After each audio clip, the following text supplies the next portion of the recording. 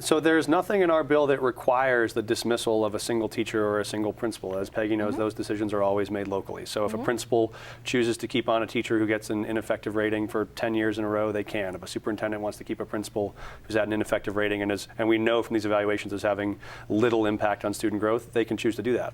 What this evaluation system will do is to make sure that we're transparent about what impact they are having on kids, and that the benefits the state apportions, tenure is a state statutory protection, that when the state gives those privileges, we're going to give them based on earned performance, based on impact on kids. And so that's the big change. I've got to imagine, and you've been in education for a long time, you're on the Board of Education here in Colorado, there are a lot of good teachers who saw 191 saying, you mean I'm going to get evaluated on how well I do?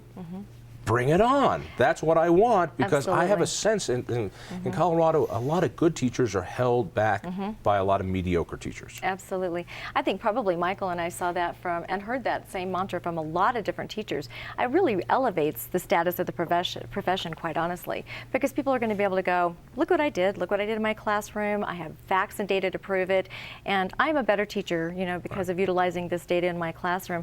A lot of teachers were really happy about this because they know that there really are only 2 to 3 or 4% of teachers that really don't belong in the profession. The rest of them are doing a fantastic job and should not feel threatened by this in any way, shape, or form. Absolutely. So by getting 191 through, now Colorado, beyond I think being a good, we all seem to agree this is a good step forward, whether we have race to the top or not. This actually helps Colorado if we want to get that money from the feds.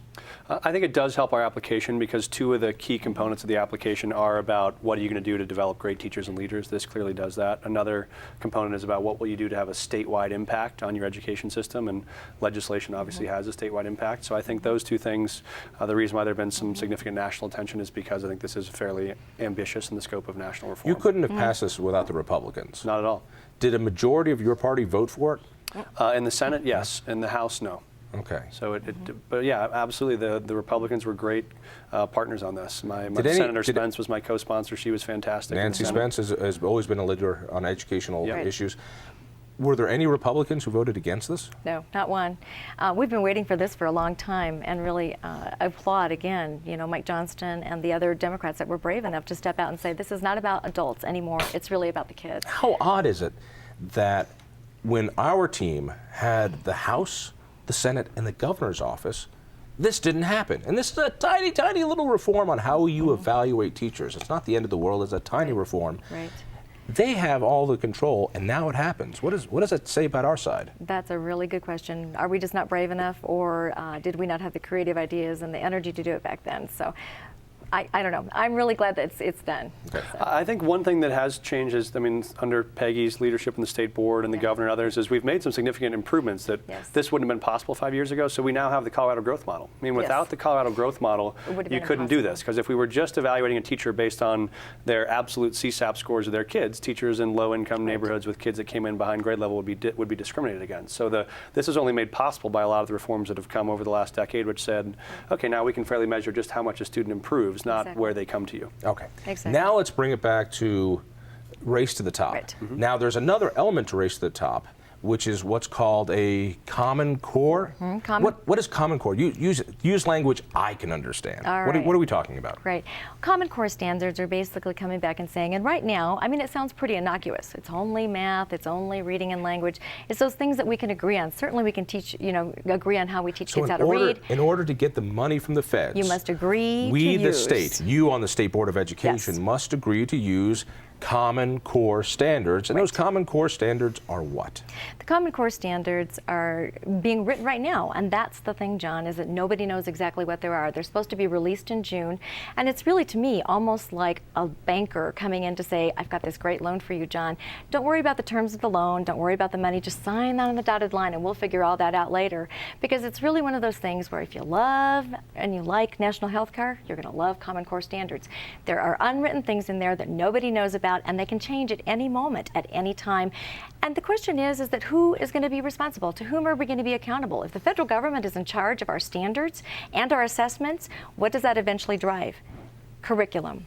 And curriculum is local control in the state of Colorado, and parents should be really afraid of this because it takes it directly out of their hands. It flies in the face of everything we believe in for local control. Now, Washington has expanded its role unlike anything we've ever seen in our lifetimes.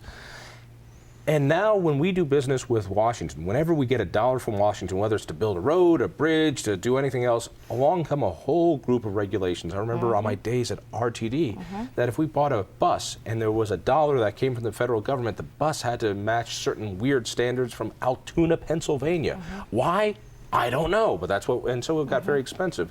I'm assuming with Race to the Top, there are restrictions on getting this money, including that in order for us to get the money, we have to have these Common Core standard curriculum. Is that basically right? So the Common Core standards are true, and as Peggy said, they're just for English language arts and math. And I think it's important that these are not federal standards. These are standards that were built together with the National Governors Association and the chief state school officers, so the equivalents of the state commissioners of education in all 50 states.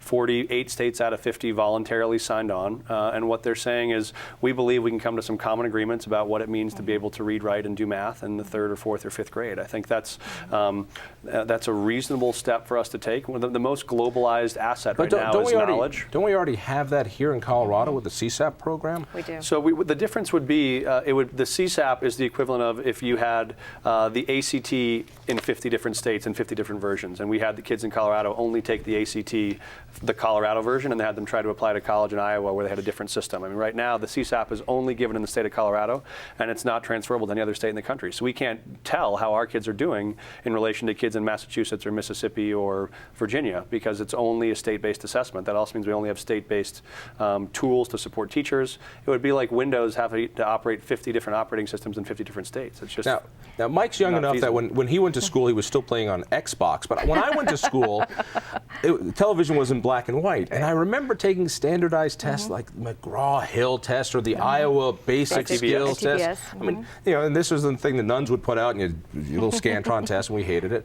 And those were standards that were made someplace else, and we took the test.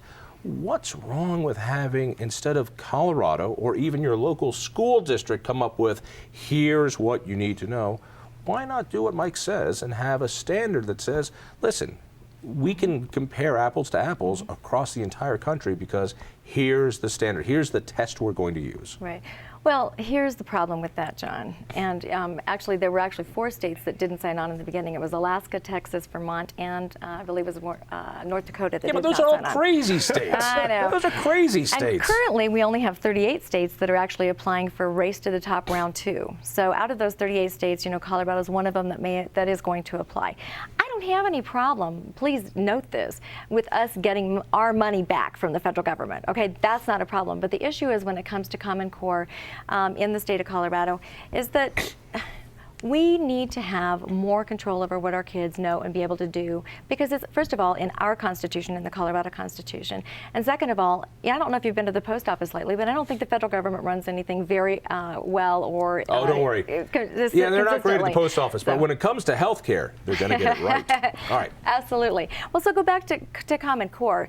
If the Department of Education, if their goal really is to have this common level that all states say everybody must at least jump over this bar, okay? Why not say Colorado model content standards are going to align and not only meet but exceed? If their goal is to make sure that there's a minimum standard, why is there not the box on the application for Race to the Top that says, Colorado can align and meets or exceeds? They can use their own Colorado model content standards. They can use their own common assessments within Colorado. They don't need to be aligned to the federal ones. We already have NAEP, the National Association of Educational Progress, that already kind of does God, you people attest. Talk like bureaucrats. CSAP, NAEP. So we already have a whole bunch of standards. We already have those. We just what adopted you're saying them. is that Colorado should set its own standards for education, so long as they're above and beyond what's required in Race to the Top. Absolutely. Why lower the bar? Is there a problem there?